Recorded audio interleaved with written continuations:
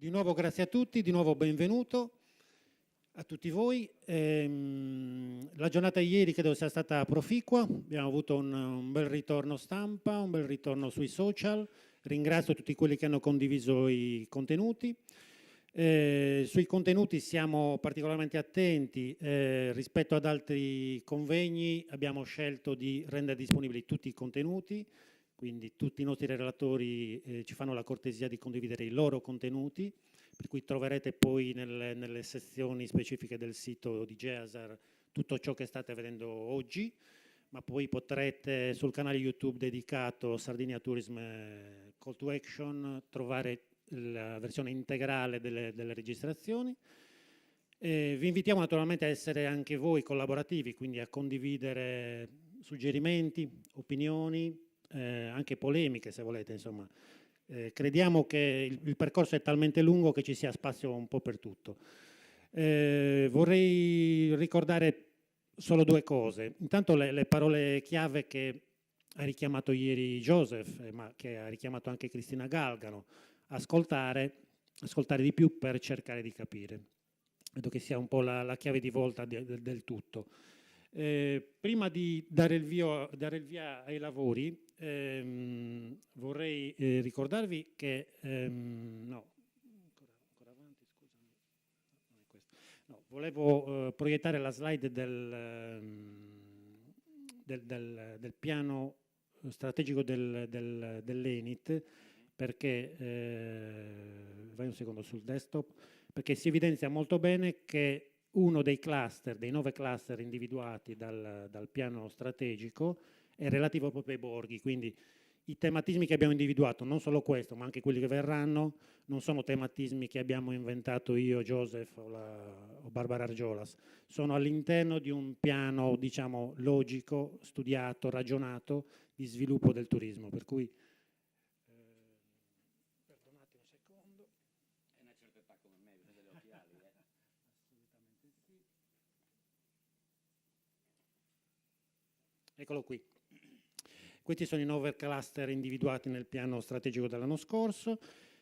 Come vedete, accanto a temi classici come sport, grandi eventi, mais, cammini e itinerari religiosi, sulla parte destra vedete borghi e patrimonio immateriale, quindi siamo assolutamente all'interno di un perimetro di sviluppo di tematiche turistiche, non dico alternative al nostro prodotto balneare, ma quantomeno complementari, integrative, insomma, che possano supportarlo e possano supportare appunto uno dei problemi fondamentali, che è quello del combattere la stagionalità. Ne approfitto infine per ringraziare tutti quelli che si stanno prodigando per noi, quindi Idea Docet, Gianluigi Tidia, Riff Studio, ma anche la Rete Mais Sardegna che ci supporterà domani relativamente agli Educational Tour. Domani faremo un educational che toccherà i paesi di Galtellì, Mamoiada e Orgosolo. Purtroppo avremmo voluto toccare molti più paesi perché abbiamo dei borghi fantastici, quali Agius, quali Laconi, ne abbiamo tanti davvero di grande pregio, però purtroppo i tempi dell'education erano abbastanza ristretti, per cui riusciamo a toccare solo 3 paesi, quindi mi scuso con le comunità che non riusciamo a coinvolgere questa volta. Non ho altro da aggiungere, semplicemente una cosa: al coffee break, che faremo un po' più lungo del previsto, faremo l'inaugurazione della mostra, per cui ci sposteremo di 200 metri sulla destra alla fine del corridoio, dove c'è l'Artport, che è il nostro spazio museale, e lì inaugureremo la mostra dedicata ai borghi, che è l'onda lunga di questo convegno, quindi ancora per un mese si parlerà di borghi attraverso l'esposizione museale. Buon lavoro e la parola a Joseph. Grazie Lucio, buongiorno a tutti. Iniziamo i lavori della giornata che, come avete potuto vedere dal programma, è bella tensa, è assolutamente importante. Qual è l'obiettivo di oggi? L'obiettivo di oggi è fondamentalmente capire, ma ottenere informazione di concetti e modelli del turismo dei borghi che stanno avendo successo. Come già abbiamo anticipato ieri, L'obiettivo di questa giornata è fondamentalmente non fare il solito convegno. Guardate, l'anno scorso, come tutti sapete, c'è stato l'anno dei borghi. Abbiamo avuto una marea di convegni di borghi. Questa volta noi non vogliamo fare l'ennesimo convegno di borghi dove in qualche maniera ci raccontiamo sempre lo stesso. Il concetto fondamentale è cominciare a disegnare quale sarà la offerta del turismo dei borghi della Sardegna, che per diversi motivi che vedremo oggi deve essere sostanzialmente diversa a quello che è l'altra offerta, diciamo, dei turismi di borghi che esiste in altre parti dell'Italia. Fondamentalmente l'obiettivo e la scelta dei relatori è stata fatta con questo criterio, ovvero capire come costruire un'offerta turistica a partire dall'autenticità, della condivisione, della valorizzazione fondamentalmente del patrimonio immateriale, che è quello che pensiamo e riteniamo che sia il vantaggio differenziale e competitivo della Sardegna. Perché il turismo dei borghi? Fondamentalmente perché riteniamo che il turismo dei borghi non deve essere un complemento, sino che ha una potenzialità specifica che sicuramente va sviluppata e va costruita. E che cosa vogliamo ottenere? Quello che vogliamo ottenere è riflessione, quello che vogliamo ottenere è capire come in determinati luoghi, altri modelli, come si sono organizzati, come stanno andando avanti. Fondamentalmente la mattinata è molto incentrata in quello che è, come dire, in qualche maniera capire esattamente non come noi ci vediamo, perché Tiziana Tirelli ha fatto un'interessante analisi che io vi dico che probabilmente vi lascerà un po' in sconforto, nel senso di qual è la potenzialità commerciale, come vendere il turismo dei borghi, e ce ne renderemo conto che ci manca un po', dobbiamo cominciare a ragionare in questa logica. Per certo, apro un parentesi, sono un po' deluso di tutti voi, ragazzi? Nessuno è venuto a chiedermi 50 euro. E questo già ve la... Dimmi? Oggi siete preparati, vai. Oggi non tiro via i 50 euro perché me li fottete sicuro. Ho capito, ho capito. C'è anche Emma Taveri che ci spiegherà come costruire un'offerta turistica nei borghi da un punto di vista dell'autenticità, per passare dopo a vedere altri modelli interessanti di come, a partire del coinvolgimento dei cittadini e dei locali con il modello Gritters, come stanno facendo in Carnia, o anche alcun modello già presente, comunità ospitale in Sardegna eccetera, si riesce a costruire una proposta turistica interessante. Avremo un modello molto molto interessante che è quello delle petit cités de caractère francesi, perché guardate, noi con la parola borgo mettiamo tutto. In realtà il mercato non classifica tutto come borgo, ci sono le piccole cittadine e ne abbiamo un sacco in Sardegna che non sono borgo, che sono qualcuna cosa in di più, ma che sicuramente possono essere valorizzate e possono essere sicuramente una proposta turistica. Roberto Orru ci parlerà insieme a Donatella Capelli del progetto, del regolamento che stiamo mettendo in piedi nella Regione Sardegna per la classifica in qualche maniera del turismo dei borghi, per passare nel pomeriggio a capire quali sono le caratteristiche, ma anche i vantaggi e come si strutturano le tre grandi offerte di borghi turistici in Italia, che sono le bandiere arancioni piuttosto che i borghi più belli d'Italia o i borghi autentici. Per finire, in alcuni casi best case, uno è il caso di una cittadina, di un borgo in un posto, permettetemi Mimma, perso in metà della Puglia, perso in metà delle Gravine, dove apparentemente è difficile sviluppare turismo, capire come loro hanno organizzato, hanno creato una proposta turistica e ci possono dimostrare che di poco si può costruire in qualche maniera una proposta turistica e soprattutto strutturare un'offerta turistica e dare vita e sviluppo economico a un borgo. Come anche ci sarà Andrea Altea che ci racconterà il caso di successo del borgo sardo di Agius, che è un esempio, non dobbiamo vederlo come il caso eccellenza, sino che è un esempio di uno di quelli borghi che abbiamo in Sardegna e che sicuramente stanno lavorando bene. Per finire su in qualche maniera una tavola rotonda dove metteremo a confronto tutto quello che avremo in qualche maniera raccolto nella giornata di oggi. Finisco qua fondamentalmente per ricordare una cosa. Ieri vi ho detto, mi sembra ricordare, una cosa che è molto importante. La chiave di successo di una destinazione turistica è essere presente nel mercato. Oggi il mercato turistico è nella rete. Ricordate che i francesi, il 70%, cercano informazioni per scegliere in internet. Google dice che l'85% dei turisti a livello continentale cerca la informazione per decidere in internet. Per avere successo uno deve essere presente, ma in internet quello che conta è il volume, cioè la massa di contenuti.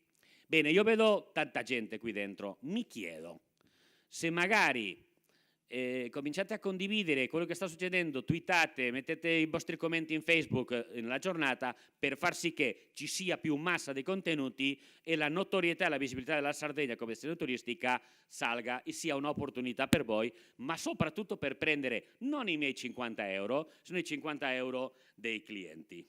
Detto questo, diamo inizio alla prima relazione, che purtroppo per voi la faccio io, in qualche maniera per parlare del turismo dei borghi dalla prospettiva dal turista, dove vi assicuro che sicuramente avremo qualche sorpresa, ma sarà fondamentalmente toccherò quelli che sono gli elementi sui quali in qualche maniera va avanti tutta la giornata. Grazie. Allora, andiamo qua. Turismo dei borghi. Che cosa è? Che cosa il mercato pensa e vuole della proposta dal turismo dei borghi? Beh, innanzitutto dobbiamo capire che come lo stiamo interpretando noi in Italia. Noi siamo il paese delle città d'arte. Quello che noi stiamo in qualche maniera facendo è quello di considerare il turismo dei borghi come una derivazione del turismo di città d'arte. Ma facciamoci una domanda. Siamo con i borghi, il mercato vuole o non vuole questa proposta? Se noi osserviamo il turismo di città d'arte, vediamo fondamentalmente l'importante volume di arrivi, ma soprattutto di presenze, tenendo conto che la stramaggioranza delle presenze che noi abbiamo qua, come degli arrivi, sono di turisti internazionali. Se ci compariamo con quello che sta accadendo nei borghi italiani, vediamo che c'è una crescita non indifferente a partire del 2015-16, i dati del 17 ancora non ci sono, ma ti dice fondamentalmente una cosa, che è un turismo molto improntato a quello che è il mercato domestico, il mercato italiano, e lo vediamo per la stagionalità. Ma questo modello che stiamo applicando forse, anzi io ne sono convinto, ma forse non regge. Perché? Perché il turismo di città d'arte in Italia è turismo di massa. E i borghi non possono, ma soprattutto non devono essere prodotto di massa. Perché le proposte e i servizi che nelle città d'arte italiane, Roma, Firenze, Venezia, Napoli, eccetera, sono improntati a una logica della standardizzazione, mentre che nel caso concreto dei borghi non può e non deve essere improntato seguendo la logica della standardizzazione, perché quello che il cliente mi cerca, quello che il turista vuole è radicalmente diverso alla proposta standardizzata. Ma dove forse è il problema? È che forse in Italia tecnicamente ancora non abbiamo capito che è il turismo dei borghi. Perché se io vado a guardarmi i dati ufficiali, Enit, Osservatorio, eccetera, i borghi me li mette località lacquali, località marine, città di interesse storico-artistico, località termali, eccetera. Non c'è ancora chiaro che cosa è il turismo dei borghi. Ma vediamo che cosa è il turismo dei borghi dal punto di vista del mercato. È quel turismo dove i viaggiatori o i viaggi hanno come proposito il realizzare attività di convivenza e interazione nel territorio. È il concetto del turismo di fare, non di guardare. A Firenze, a Roma, a Venezia vado a guardare e vedere, ma non faccio. Pertanto devo ragionare che il turismo dei borghi deve partire dal concetto dello sviluppo sostenibile in contatto e sfruttando come base e come essenza la comunità e il territorio che è vivo, mentre che le città d'arte, il concetto di città d'arte è tutto improntato sul passato. Ok? Pertanto il vantaggio competitivo del turismo dei borghi è il fatto che permette sperimentare al turista l'incontro con la realtà che abbiamo. È un turismo vivo, ma soprattutto il turista nei borghi non è un osservatore, è una persona che forma parte attiva durante la sua permanenza, durante la sua vacanza nei borghi o nei territori, chiamiamoli rurali, perché forma parte della comunità durante questa permanenza. Pertanto, dove un problema che noi abbiamo o che possiamo avere, che mentre noi ragioniamo con una certa logica, il cliente, il turista, sa molto bene che cosa vuole, e quello che vuole è l'attività. Questi sono dati di Expedia, pertanto non sono dati delle Iarche né truccati. Io sempre dico che in Italia, nel turismo italiano, ci sono soltanto 3 certezze: la verità, le bugie e le statistiche, perché le puoi fare andare come cavolo vuoi. Ma Expedia che cosa ci dice? Che il primo elemento di un turista internazionale per decidere dove andare o la destinazione sono le attività che può fare durante la sua attività. La seconda è l'ottenere e il fare un'esperienza che al suo parere sia interessante e arricchisla. Ma in terzo luogo esperienze di tipo culturale, ovvero imparare, per arrivare fondamentalmente a tutto quello che sono le attività outdoor fuori. Pertanto il mercato già ci sta dicendo che cosa vuole.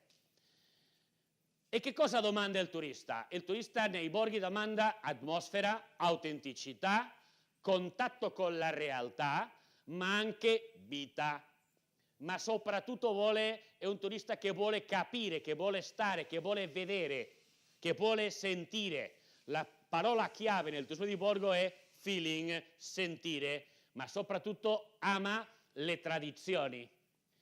E vediamo come sta, qual è il ciclo di evoluzione del turismo dei borghi.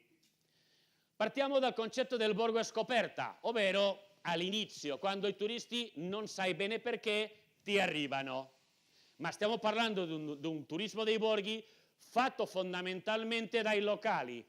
Non è turismo, sono escursionisti perché non vengono a dormire. È la classica gita scampagnata dove vai a mangiare, che non è negativo, è il momento di partenza, si caratterizza fondamentalmente perché è un turismo breve dove l'attrattiva prevalente è quella culturale del patrimonio, l'architettura, eccetera. Ma non ne stiamo parlando di un borgo destinazione. Qual è la differenza? Un borgo dove arrivano i turisti, ci vanno i turisti, o un borgo dove i turisti vanno e lo scelgono perché gli interessa il borgo. Quella è la differenza. L'obiettivo che noi abbiamo è fare del turismo dei borghi un turismo destinazione, ovvero dei borghi destinazioni, mentre che il secondo passaggio è quando il borgo diventa propriamente turistico, dove i cittadini cominciano a sviluppare proposte in qualche maniera di accoglienza o di ristorazione, dove comincia già a esistere in qualche modo un sistema di accoglienza magari poco strutturato e organizzato, il punto informativo che mi apre con la Proloco sabato piuttosto che giovedì perché il volontario può farlo. Cominciamo ad andare avanti, però attenzione, ha una tendenza, perché il borgo scoperta parte di là, dello sfruttamento della massa di turismo, si tenta di copiare il modello del turismo di città d'arte per arrivare a quello che possiamo chiamare borghi di eccellenza, che io chiamo un borgo destinazione, dove il borgo è fondamentalmente la meta turistica che io scelgo, dove scelgo perché ci sono delle attività, delle esperienze, delle proposte che mi interessano e che mi arricchiscono, ma soprattutto dove c'è una sensibilizzazione verso la sostenibilità, dove non si lavora con la logica del prodotto, passatemi il termine, di massa, se no di nicchia o prodotto specifico, piuttosto che già esistono dei servizi turistici. Bene, come fare per cominciare a costruire questa scelta di borgo autentico? La prima scelta da fare è capire che cosa vogliamo essere. Io posso decidere di essere un borgo dove vengono i turisti o un borgo una destinazione, ovvero un borgo che attrae per le sue caratteristiche, per la sua proposta, i turisti. Detto questo, cominciamo a capire la prima riflessione. Noi che cosa vendiamo? E la risposta ovvia è il genius loci. Tradotto in linguaggio turistico, perché Genuslocio è un concetto molto italiano, la nostra diciamo, traduzione è il territorio. Vi ricordate quello che abbiamo detto ieri del territorio? Sì? Bene, c'è un problema, già l'ho detto ieri, ma ve lo ribadisco oggi, che il concetto territorio per un turista non corrisponde a quello che noi pensiamo, perché i turisti quello che vogliono è il prodotto, la sua esperienza. E lì c'è già il primo problemino, un problema di miopia. La nostra errata prospettiva non è quello che io voglio. Ricordatevi di 50 euro. Nessuno mi ha chiesto io che cosa volevo, vero? Pretendevate che io vi regalassi 50 euro per la vostra bella faccia. E ragazzi, de belle facce ce ne sono tante. Datemi quello che io voglio, ma soprattutto prima chiedetemi io che cosa desidero. Seconda riflessione importante, l'errore che forse stiamo commettendo. Qui sono dichiarazioni ufficiali, ve le risparmio. La logica è, come in Italia abbiamo tanti turisti in città d'arte, decongestioniamo le città d'arte importanti e le portiamo ai borghi. Scusate, ci siamo capiti, no? Cioè, non copiamo il modello di città d'arte, che è un'altra storia. Cioè, i borghi non sono una seconda opzione del turismo italiano, sono un prodotto turistico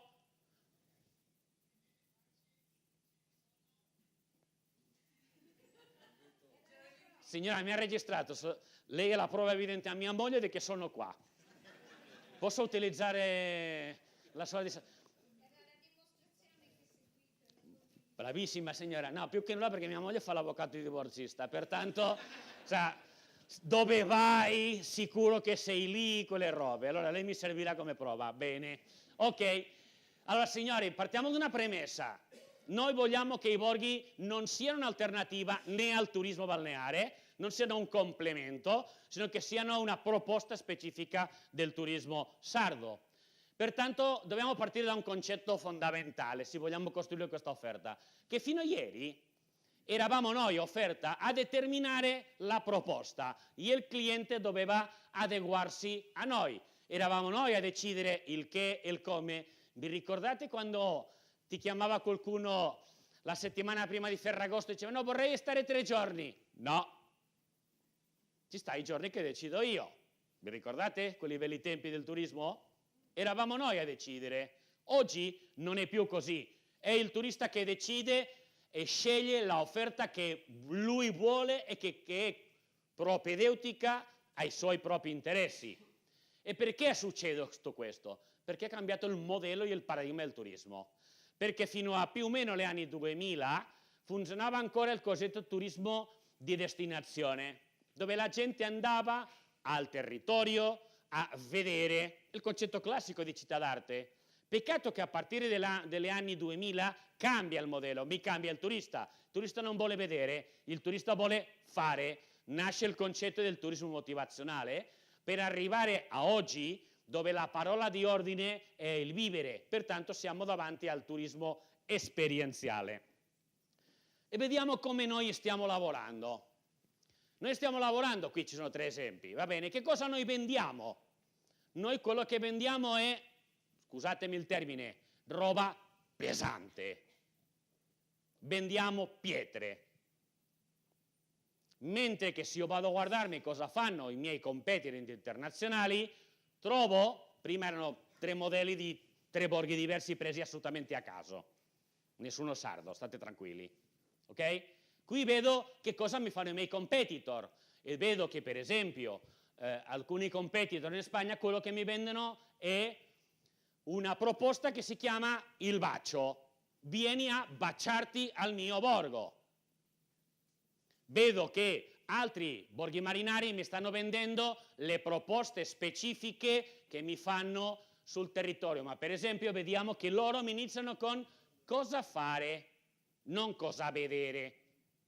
Cioè è un approccio, loro hanno già capito dove sta andando il turismo. Perché partiamo che la sfida dei borghi per essere una destinazione turistica è capire o intendere che fino a ieri il turista era in balia a quello che noi volevamo Eravamo noi a dirgli cosa fare, non fare, quando, come, eccetera, mentre che oggi per avere successo siamo noi a doverci adeguare alle esigenze del turismo. Tradotto, ieri avevamo il turismo di massa dove il turista era un spettatore, oggi il turista non è più uno spettatore, è il vero protagonista di se stesso. In conseguenza dalla destinazione che quello che vuole è la possibilità di vivere esperienza, di emozionarsi, ma soprattutto di sentirsi vivo. Pertanto dobbiamo tenere chiaro che mentre che noi comunichiamo il territorio, il turista, il nostro potenziale cliente, quello che vuole è proposte di esperienze, ovvero essere protagonista e utilizzare e vivere il territorio facendo e avendo delle esperienze, che non è soltanto imparando a fare il pane carasau piuttosto che le tagliatelle, sino tutto un sacco o una proposta di attività che gli permettono la fruizione del territorio. Seconda riflessione, come stiamo impostando l'offerta turistica dei borghi? Beh, stiamo facendo fondamentalmente un accumulo o creando una offerta di attrattive e risorse materiali, quando in realtà se ci guardiamo dagli occhi del turista troviamo che quello che lui ti dice è che vuole vivere delle esperienze, ovvero il turismo dei borghi, quei borghi che stanno avendo un maggiore successo sono quelli che sono in grado di offrire o di proporre in qualche maniera delle esperienze. Andiamo a vedere come sono i nostri turisti, o meglio detto, come sono, perché sapete che in Italia le statistiche e analisi ne abbiamo pochi. Qui abbiamo un'analisi di come sono i turisti dei borghi in Europa e ci troviamo che sono due mondi diversi. Abbiamo da una parte il turista, diciamo, esperienziale, che va più o meno dai 30 ai 40 anni, che quello che pretendono o che desiderano è fare, ma in modo attivo. E dall'altra parte abbiamo il turista sociale, ma non sociale perché va con Twitter, sino perché vuole vivere in qualche maniera la sua esperienza con la gente che le è vicino, ma vuole entrare in contatto con l'altra gente. Caratteristica è uno che va dai 40 fino ai 50 anni, eccetera. Ci sono però due mondi diversi. Questi qua, più giovani, mettiamola così, vanno normalmente, il turismo di borghi è la scappata, fuggire dalla sua realtà quotidiana e almeno lo fanno una volta l'anno e normalmente più del 53% viaggiano in coppia, ok? Mentre che la principale motivazione di questo turista, un 25% più o meno, quello che cercano nei borghi è il relax, il disconnettere, il fare qualche cosa che gli produca dei benefici a se stessi. Se andiamo a guardare l'altra tipologia del turista, quello che vogliono fare è condividere con i suoi il vivere un'esperienza in un luogo diverso dal suo luogo quotidiano. Ok? E questo ci porta a che però questa tipologia di cliente fanno turismo dei borghi da 2 a 3 volte nell'arco dell'anno e soprattutto il 57% viaggiano con la famiglia e di questi un 42% lo fanno con degli amici.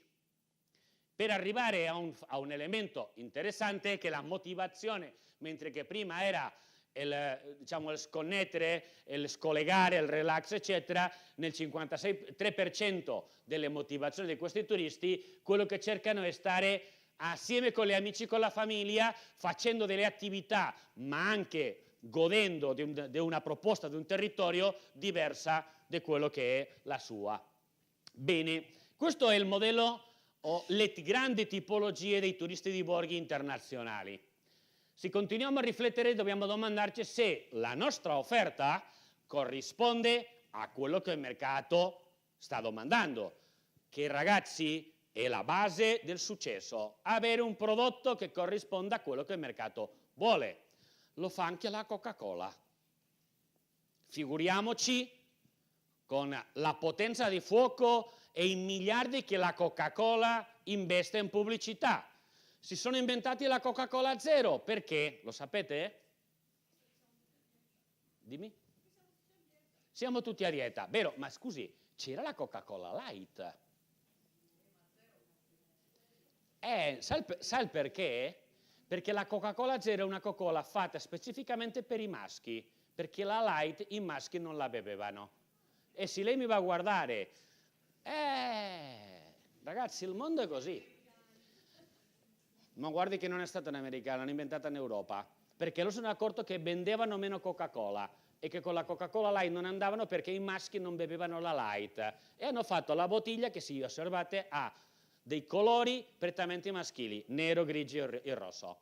La domanda è, se il signore della Coca-Cola fosse stato del settore turistico, la risposta è, facciamo pubblicità, andiamo in fiere, andiamo all'assessorato che ci dà dei soldi. Dico vero? Ok? No, loro hanno capito che il problema non era del cliente che non capiva niente, il problema era del prodotto e hanno creato un prodotto che risponde a quello che il cliente cerca. Bene, primo elemento, non facciamo l'errore di pensare che il turismo dei borghi è accoglienza. Si può avere un turismo dei borghi, io sono destinazione dei borghi avendo pochi posti letto. Perché? Perché l'elemento di base è il valore. Quanto più ambito sono, scusate il concetto, più me la posso tirare. Pertanto, non è che dobbiamo immaginare il fatto di sviluppare tanti posti di letto per avere flussi turistici, sino che devo ragionare sul fatto che il turismo dei borghi interessa l'intero sistema della destinazione, perché il valore del borgo non sono soltanto le pietre, non sono soltanto il conglomerato urbano, le case, eccetera, è molt'altro, ma soprattutto dobbiamo partire dalla premessa che è un turismo di tipo esperienziale personalizzato dove il turista è il protagonista. E quali sono le chiavi per diventare di borgo a borgo destinazione o borgo attrattiva turistica? Prevalentemente l'autenticità, il senso e l'immersione. E quelli che campano sopra di noi, Airbnb, Booking, TripAdvisor, Viator, eccetera, ce lo stanno insegnando. Loro stanno già vendendo non soltanto, perché hanno capito una cosa, che vendere la camera di albergo, se non c'è la ragione e la motivazione per la quale io vado lì, ovvero l'esperienza, non la vendo. Pertanto cosa ci stanno dicendo questi? Raccontiamo, vendiamo le esperienze. Terza riflessione, come saranno i turisti che avremo? E ci rendiamo conto che oggi i turisti, quello che mi cercano nel turismo di borghi sono 4 elementi. Proposte a misura, tailor made. Secondo elemento importante, i turisti vogliono fare, vivere e sentire, raccontarsi a se stesso la valla che vivono come i locali, che sfruttano gli stessi servizi, mangiano quello che mangiano i locali, eccetera, eccetera.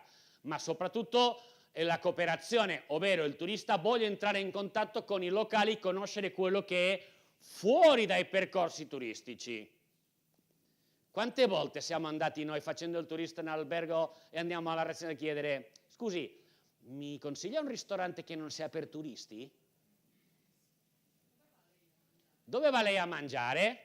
Ok?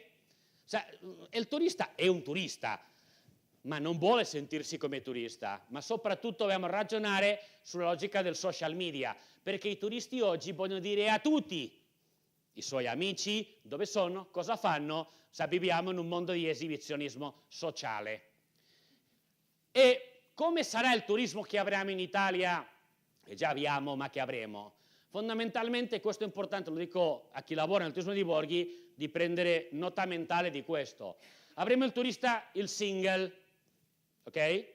Ma avremo sicuramente il social media addicto, avremo la gente che vuole fare un sacco di cose, a tutti questi giovanetti o giovanotti, millennial, che non sono più io purtroppo, che vuole fare 4.864 cose perché ha poco tempo, vuole sempre fare cose e essere in movimento. Ma anche quello che vive in entorno urbano, che ha poco tempo e che vuole disconnettere. Avremo il turismo della terza età, in qualche maniera, dove ormai ci sono anch'io già, quello che si chiamano i baby boomers attivi, ovvero quelli che sono dei 50 in poi, che hanno un po' più di tempo, non hanno più figli e pertanto vogliono avere delle buone esperienze. E avremo sicuramente i viaggiatori solitari, Che cosa vorranno i turisti? Quello che vorranno è dal vedere o testimoniare il concetto di ci sono stato, il turismo di ho vissuto, ho fatto, ho avuto delle esperienze, sono stato io l'attore, mi sono divertito. E questo ci porta a considerare che un borgo destinazione deve essere una destinazione multiesperienziale e multiprodotto. Il borgo mi deve di offrire la possibilità di vivere una mia vacanza magari facendo turismo slow, magari facendo cicloturismo, magari camminando, piuttosto che facendo ecoturismo, enogastronomia, cultura, eccetera, eccetera. Il concetto è, il borgo è un multiprodotto, perché ci sono diversi modi a partire dai quali io posso fare la mia vacanza. Alcune raccomandazioni per costruire un'offerta unica, memorabile e ambita, capire come innovare la competitività turistica dei miei borghi. Innanzitutto, passare da una considerazione, di una proposta, un'offerta di risorse, la ruralità, il patrimonio, il cibo, il paesaggio, alla proposta dell'esperienza che tu avrai nel mio borgo. Ma soprattutto capire che devo costruire e gestire esperienze di alto valore aggiunto, perché, scusatemi, quanti borghi abbiamo in Sardegna? Brava, ipotizziamo che ne vengano altri 30, 40, 100 borghi. La domanda la faccio come ieri. C'è abbastanza trippa per tutti? Pertanto anche i borghi competono fra di loro.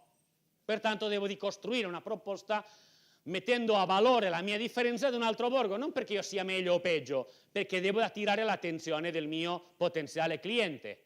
Devo però mettere a sistema le risorse e i servizi seguendo una logica di mercato, devo strutturare e incentivare i miei operatori, ma anche i miei giovani, perché non succeda lo spopolamento, a darmi dei servizi, a organizzare delle proposte turistiche per far sì che il turista lo trovi. Ma concretizzare la mia offerta attraverso una proposta di prodotti e creando il prodotto destinazione borgo. Ma soprattutto devo individuare gli elementi esperienziali che devo di valorare. Non mi serve che mi fate una sagra, non mi serve turisticamente che mi fate una rievocazione storica.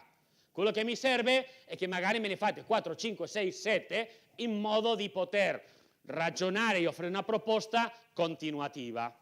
Devo lavorare per valorizzare la componente umana e di condivisione che offro al mio turista a partire da quello che è il mio territorio, da quello che è il mio borgo.